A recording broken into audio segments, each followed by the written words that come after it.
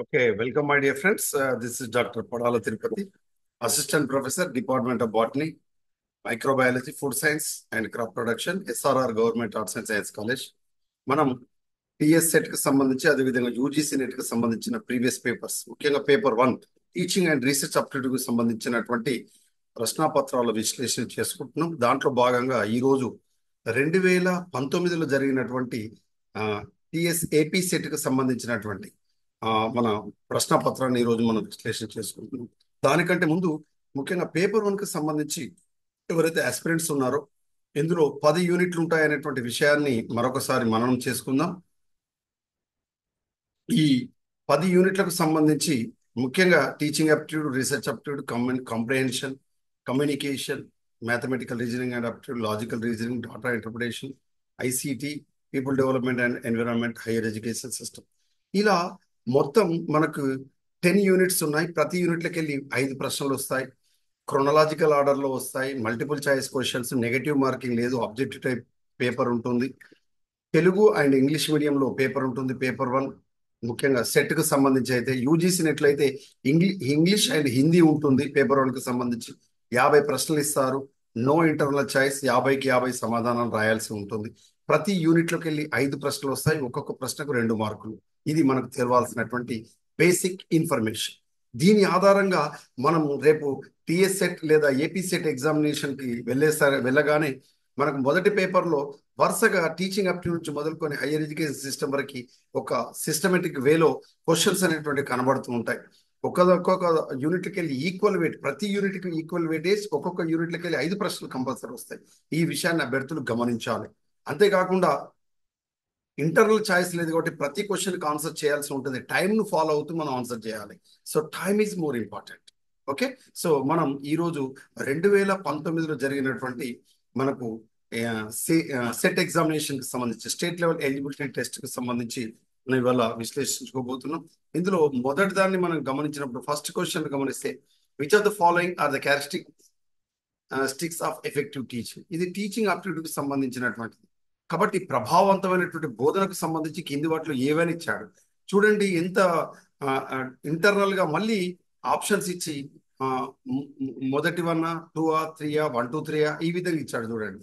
అంటే క్వశ్చన్స్ యొక్క అడిగే విధానం ఏమైంది, కాంప్లెక్సిటీ పెరిగింది. అంటే ఇంతకుముందు కేవలం 4 ఆప్షన్స్ ఇచ్చి ఏదైనా ఒకదాన్ని మాత్రం ఆన్సర్ చేయమనేవారు. ఇక్కడ చూడండి, ఇక్కడ కింది వాటిలో 1 కరెక్ట్, 2 కరెక్ట్, 1, 2 కరెక్ట్, 4 కరెక్ట్, ఈ విధంగా చూడండి ఎంత టిపికలో. కాబట్టి అభ్యర్థులు ప్రతి దాని పట్ల పరిపూర్ణమైన అవగాహన ఉంటే ఈజీగా మనం స్కోర్ చేయగలుగుతాం. చూడండి, the main purpose in realization of objectives, అంటే మనం ఏదైతే దేనికోసమైతే బోధన చేస్తున్నాం అనే లక్ష్యాన్ని మనం ఖచ్చితంగా రియలైజ్ కావాల్సి ఉంటుంది. అప్పుడు అది ప్రభావవంతమైనటువంటి బోధన అనిపించుకుంటుంది. The process involve spirit of joy and creativity. మనకి ఎప్పుడైనా ఈ బోధన అభ్యసన ప్రక్రియకు సంబంధించి ఇందులో ఖచ్చితంగా మనకు ఒక ఆనందాన్ని పొందాలి, ఒక సృజనాత్మకత భావనతోటి ఆ బోధన ఉండాలి. అప్పుడు అది ఎఫెక్టివ్ టీచింగ్ అవుతుంది. అంటే విద్యార్థులు ఆనందించే విధంగా ఉండాలి.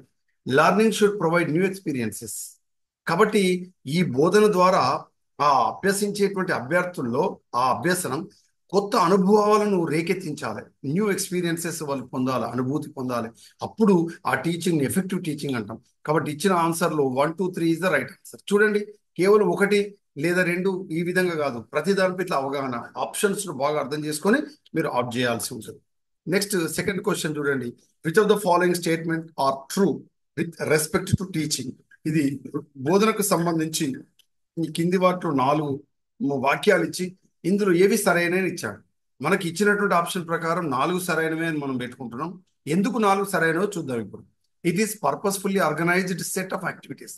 ఇది ఏదైతే ఒక ప్రయోజనాన్ని దృష్టిలో పెట్టు, ఏదైతే purpose organise set of activities, కార్యక్రమాలను ఏది ప్రయోజనాన్ని దృష్టిలో పెట్టుకుని కార్యక్రమాలను ఏర్పాటు చేయబడి ఉంటుంది టీచింగ్ సంబంధించి. It is a process to induce, facilitate, retain and direct learning. దీంట్లో విద్యార్థులు ప్రత్యక్ష అనుభవాల ద్వారా కానీ లేదా అతను నేర్చుకునే జ్ఞానానికి ముందున్నది గుర్తొచ్చే విధంగా కానీ కొత్తది నేర్చుకునే విధంగా ప్రేరణ పొందే విధంగా కానీ ఉంటుంది అని అంటున్నారు. Next, it is stimulation, guidance, direction and encouragement of teaching.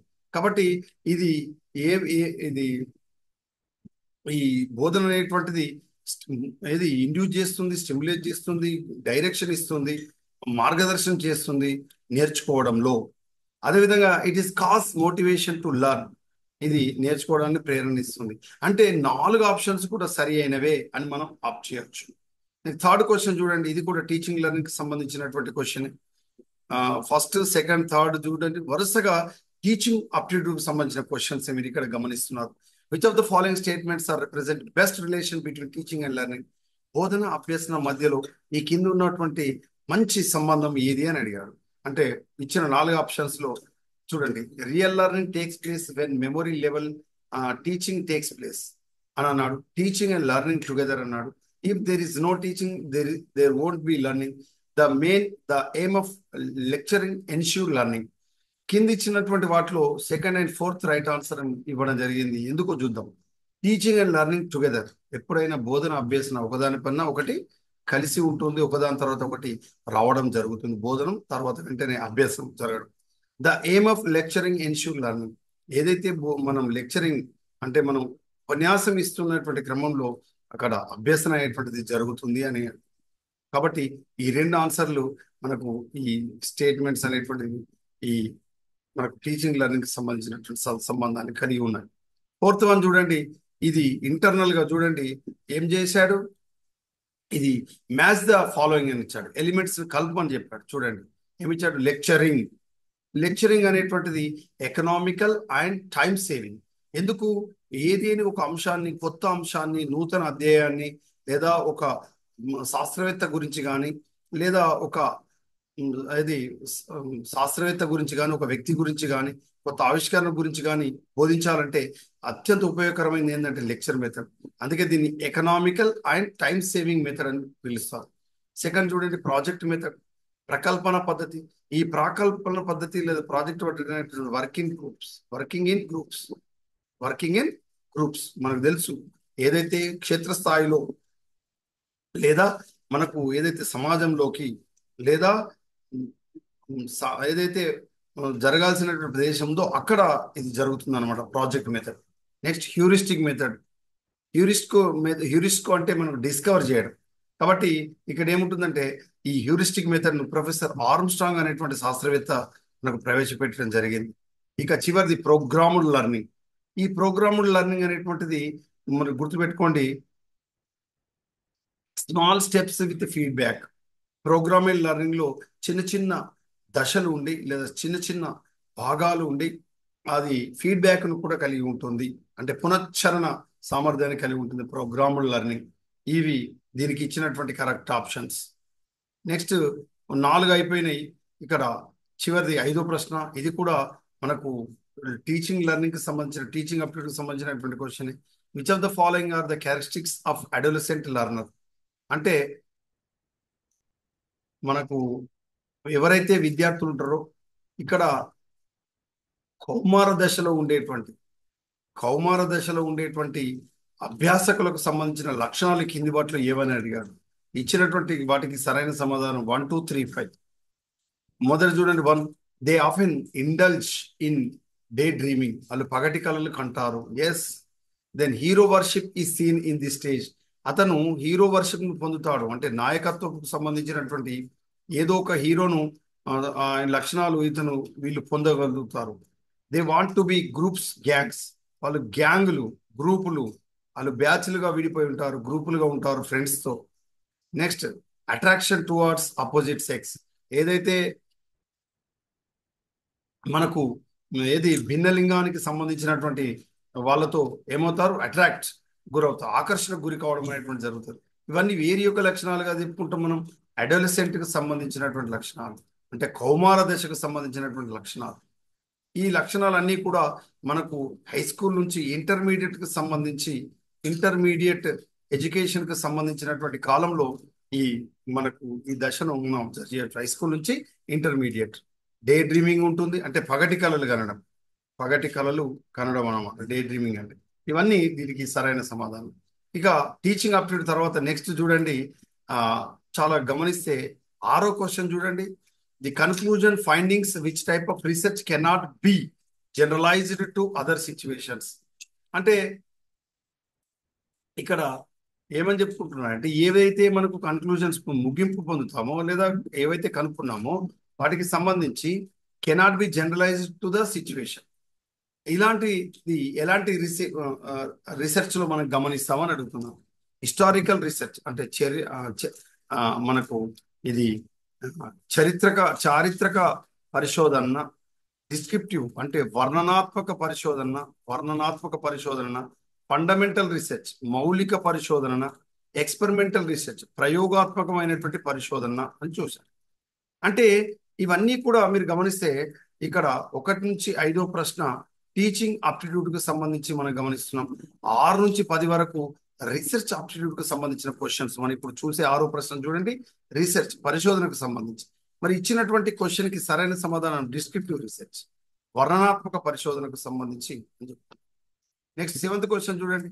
A researcher attempts to evaluate the effect of the method of feeding on anxiety prone children, which method research would be appropriate for this. మరి దీనికి case study method ఉపయోగిస్తామా, experimental method ఉపయోగిస్తామా, ex post facto method ఉపయోగిస్తామా, survey method ఉపయోగిస్తామా? అంటే survey పద్ధతి ఉపయోగిస్తామా, case study అంటే కేస్ అధ్యయనం పద్ధతి ఉపయోగిస్తామా, ఎక్స్పెరిమెంటల్ ప్రయోగాత్మక పద్ధతి ఉపయోగిస్తామా,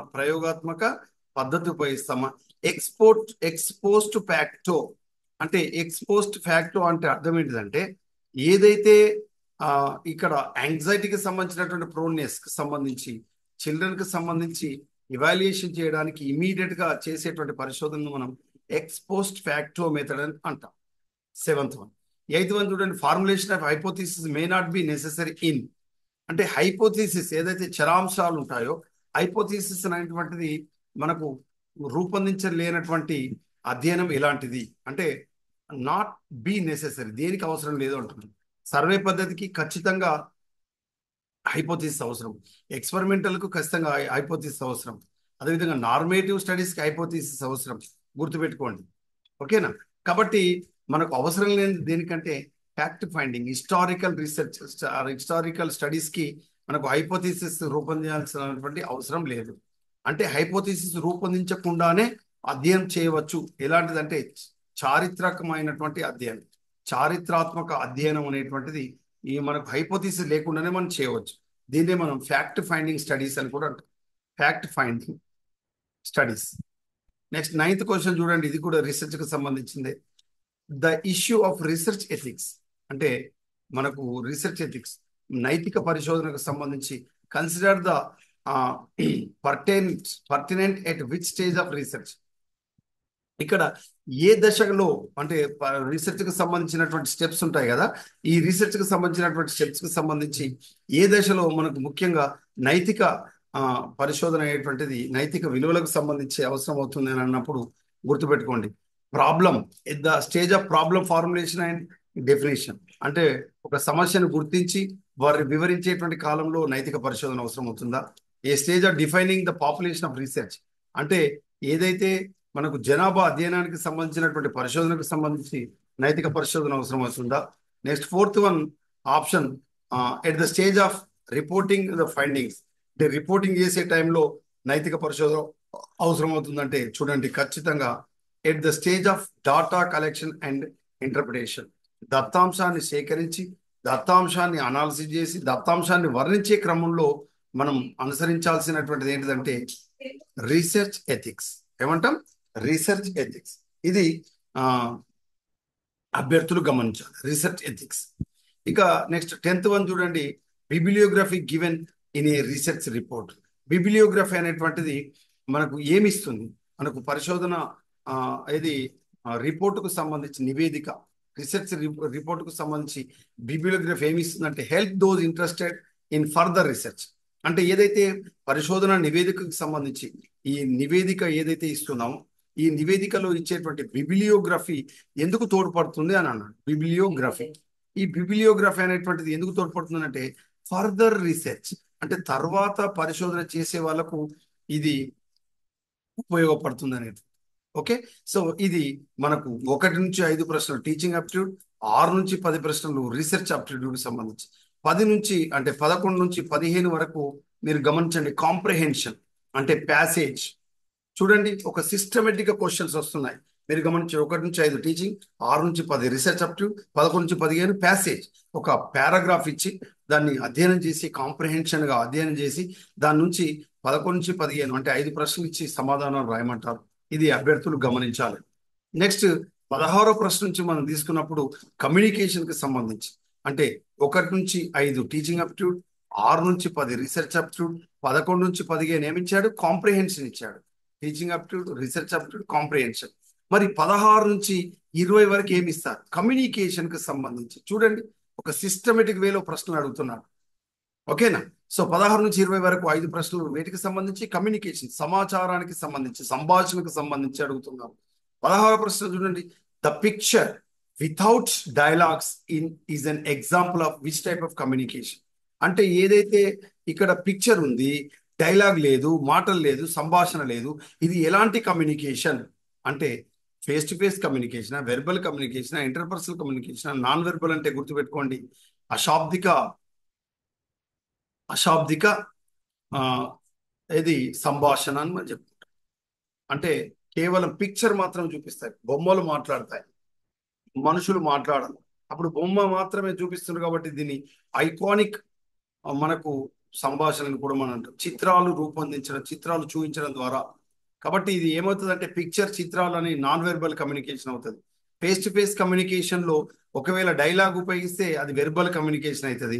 ఈ ఫేస్ టు ఫేస్ లో కూడా నాన్ వెర్బల్ అంటే మీన్స్ పిక్చర్ చూపిస్తే అది ఫేస్ టు ఫేస్ కమ్యూనికేషన్ అవుతుంది. ఇంటర్ పర్సనల్ కమ్యూనికేషన్ అంటే ఇద్దరు వ్యక్తుల మధ్య జరిగే కమ్యూనికేషన్, ఇద్దరు వ్యక్తుల మధ్య జరిగే సంభాషణను మనం ఇంటర్ పర్సనల్ కమ్యూనికేషన్ అంటాం. ఇక 17th క్వశ్చన్ చూడండి, which of the following are the barriers of the communication in the class room. తరగతి గదిలో సంభాషణకి అడ్డంకులు ఈ కింది వాటిలో ఏముంటాయి అని అడిగాడు. Answer 1 to 4. మొదటి చూడండి, students not able to see the writings on the black board due to distance. అంటే చిన్న అక్షరాలు బోర్డు మీద రాస్తే కరెక్ట్ గా చూసే విధంగా, కనబడే విధంగా ఉండకపోవడం ఒక బ్యారియర్.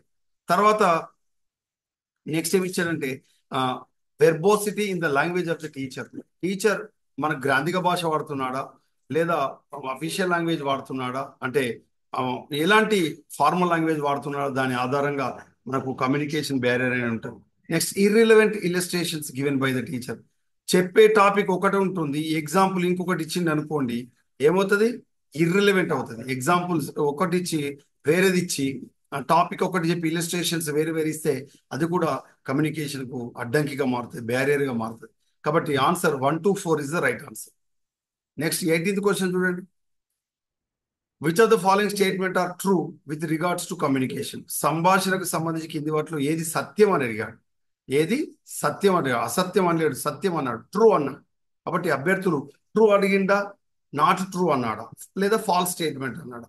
కాబట్టి దాని ఆధారంగా గుర్తించాలి. మొదటి 2 సరైన సమాధానం అన్నాడు, అవేంటో చూద్దాం. When the teacher warns a student by looking at him is non verbal communication.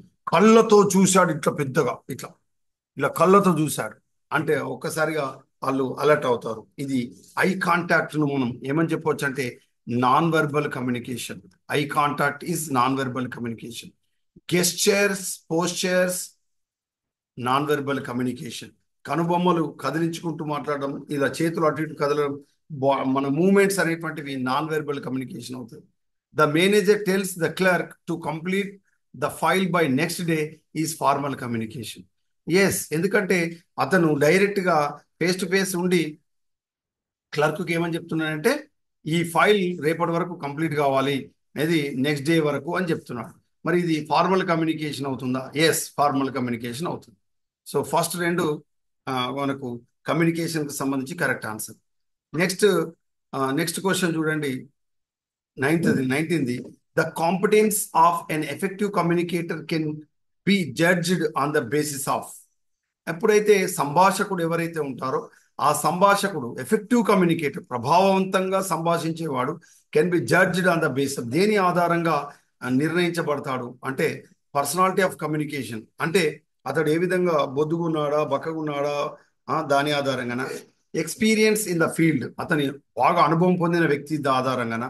Interactivity with target audience, ఏదైతే అతడు టార్గెట్ ఆడియన్స్ ఆధారంగా ఏమవుతున్నానంటే ఇంటరాక్టివ్ చేసే ఆధారంగా meeting the needs of the target audience, ఏదైతే మనకు శ్రోతలకు అందాల్సినటువంటి లక్ష్యం ఏదైతుందో ఆ లక్ష్యాన్ని చేరినప్పుడు ఎఫెక్టివ్ కమ్యూనికేటర్ అవుతాడు అని అన్నప్పుడు fourth option is the right answer. Meet the needs of the target audience.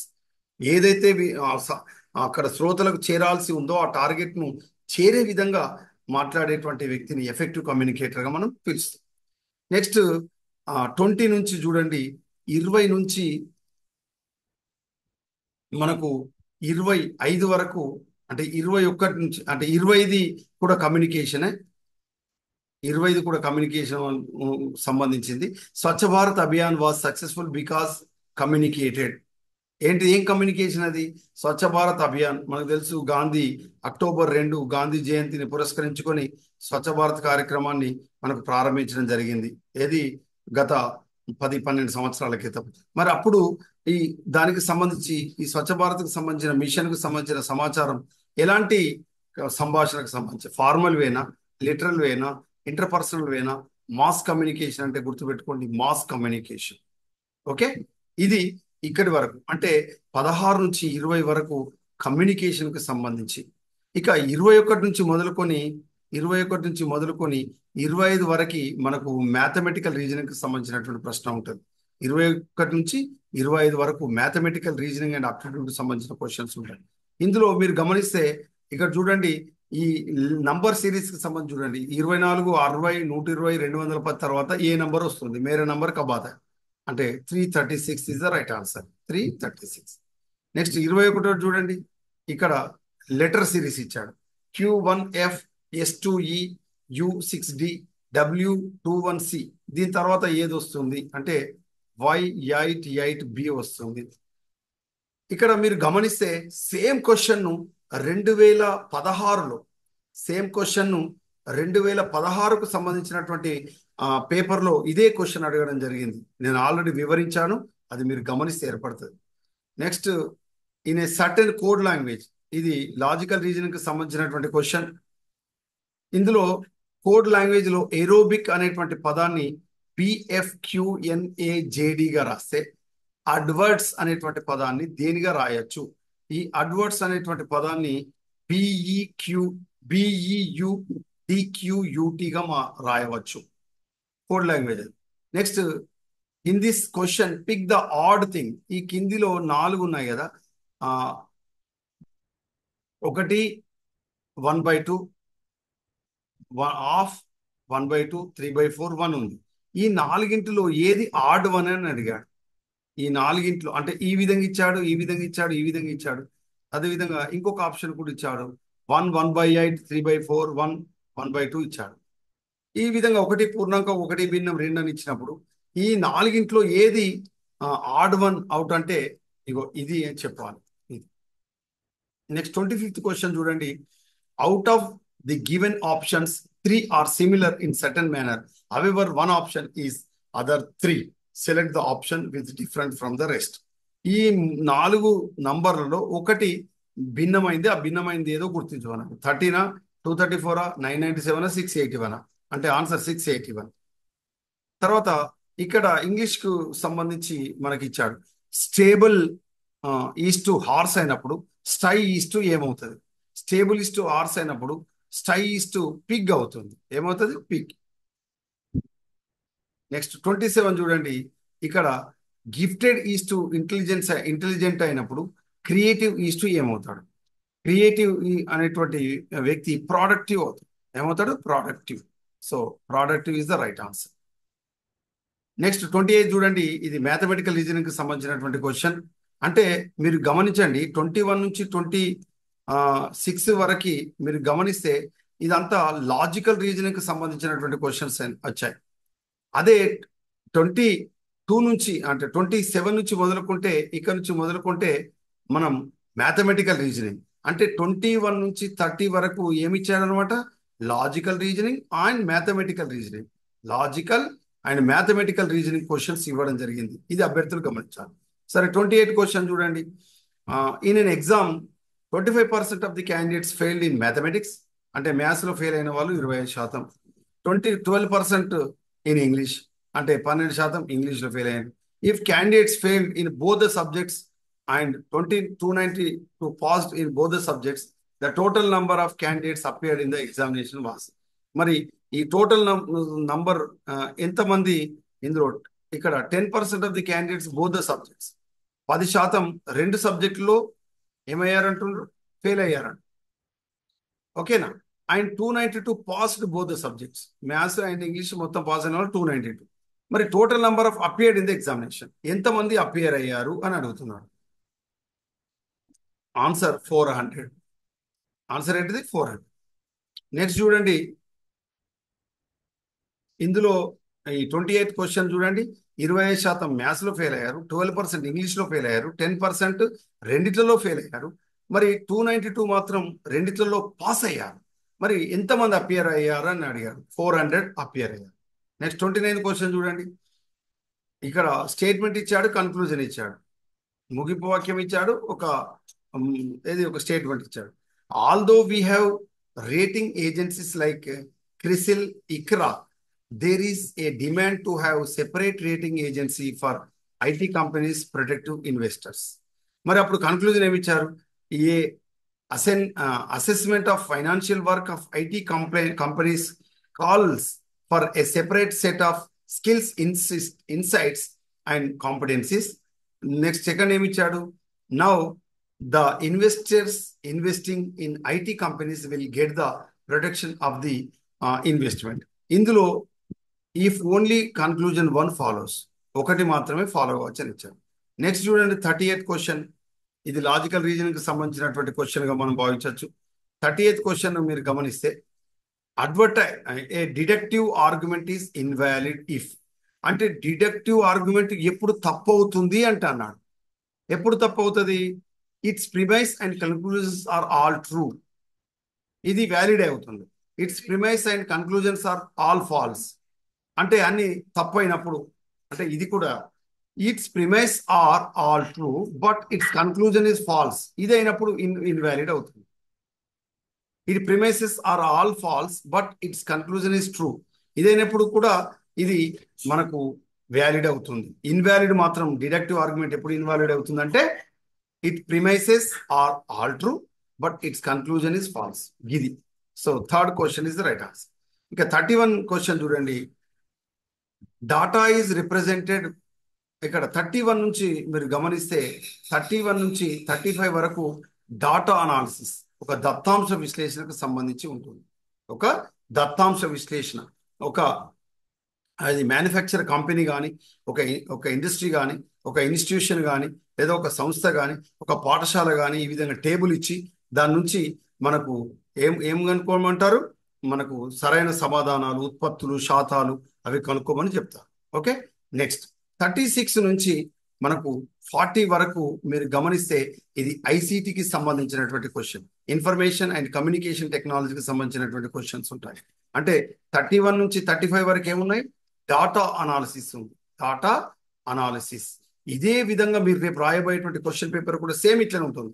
36 నుంచి 40 క్వశ్చన్స్ ఏముంటాయంటే మీ సెట్ ఎగ్జామ్లో ఐసీటీ ఉంటుంది. మరి 31 నుంచి 35 డాటా అనాలిసిస్ ఉంటుంది. అంతకుముందు ఉన్నటువంటి 25 నుంచి 30 వరకు ఏముంటుంది? Logical reasoning. అదేవిధంగా 21 నుంచి 25 ఏముంటుంది? మ్యాథమెటికల్ ఆప్టిట్యూడ్ ఉంటుంది. అంటే వరుసగా క్వశ్చన్స్ ఉంటాయి. 36 నుంచి 40 వరకు చూడండి.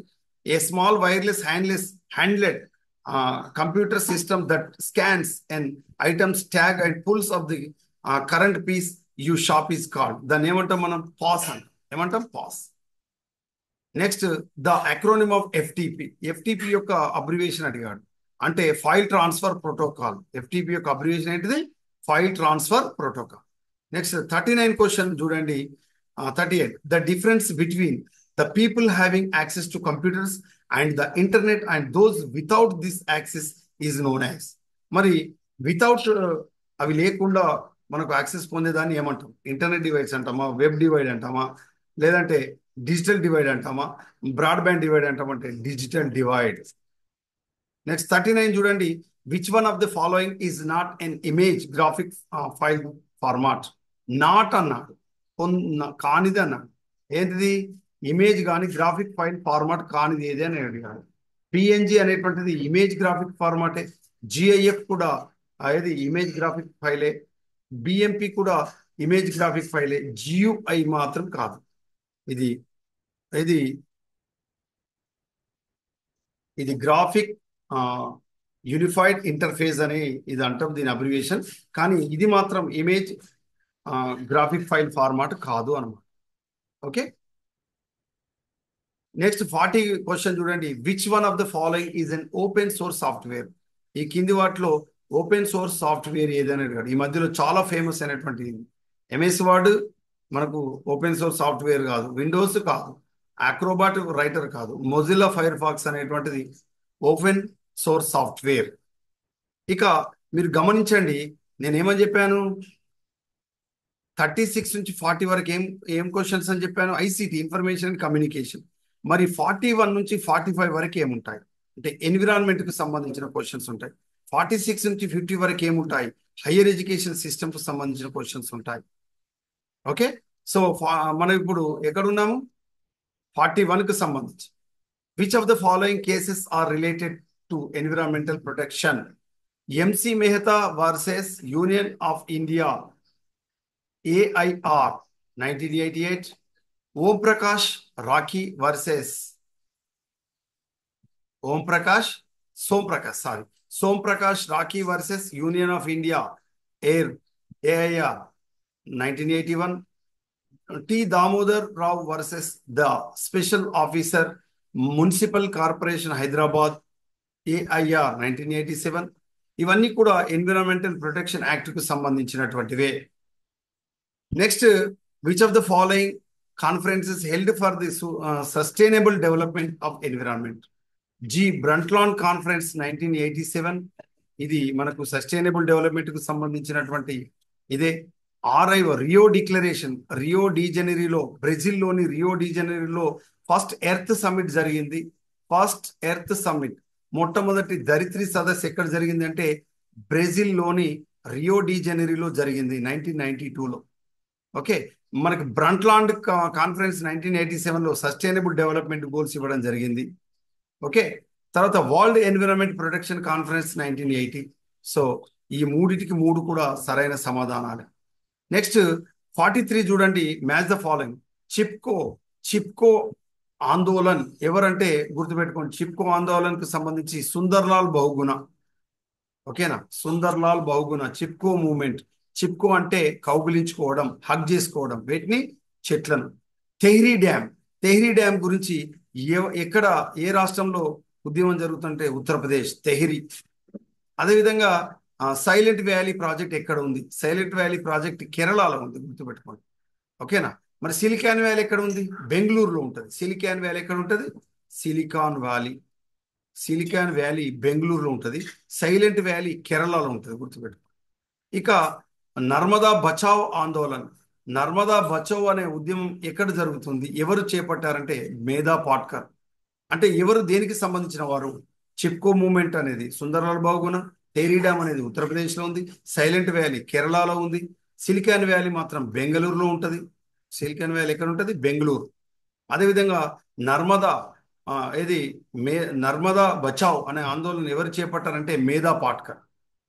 నెక్స్ట్ 44 చూడండి. Which of the following is man made environment degradation?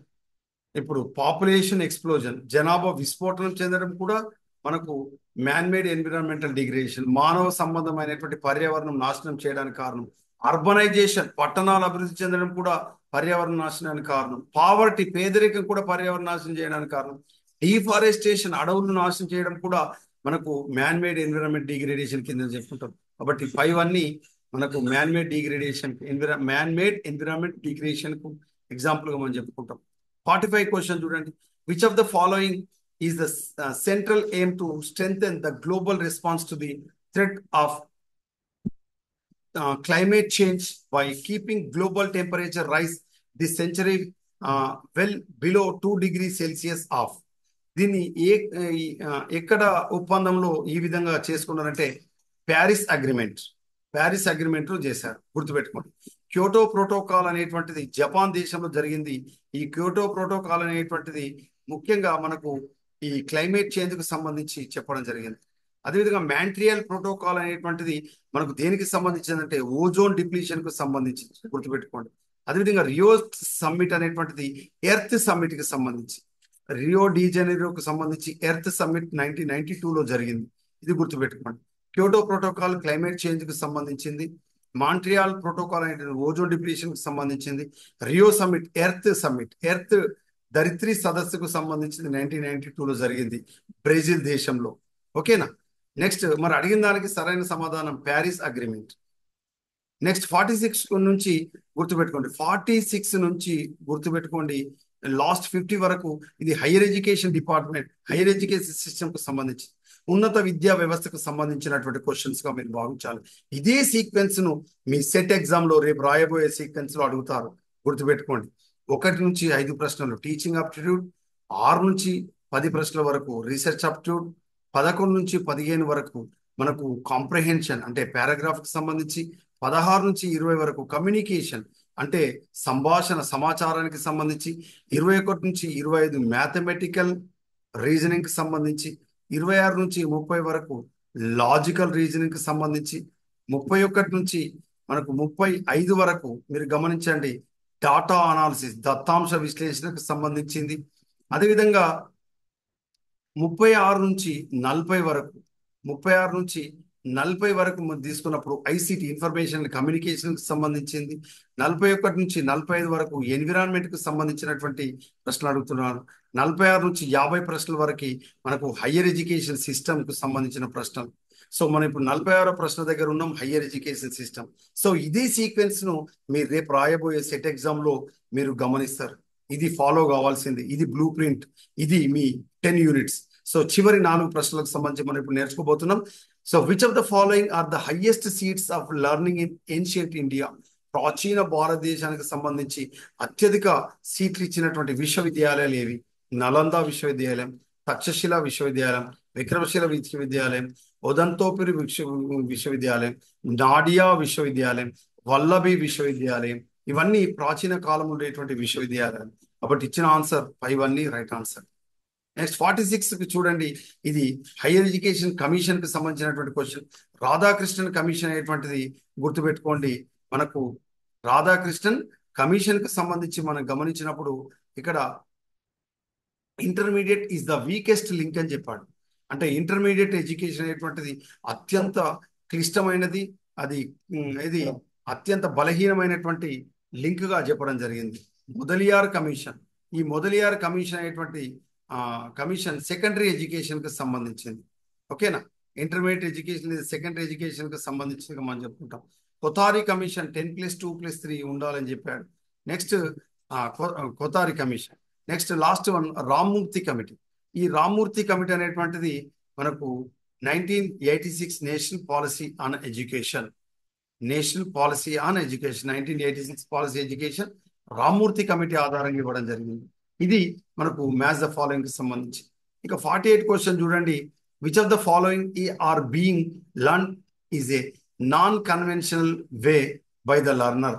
ఇక్కడ చూడండి, puppetry Mumbai university, mountaineering national institute of mountaineering, ethical hacking national institute of ethical hacking.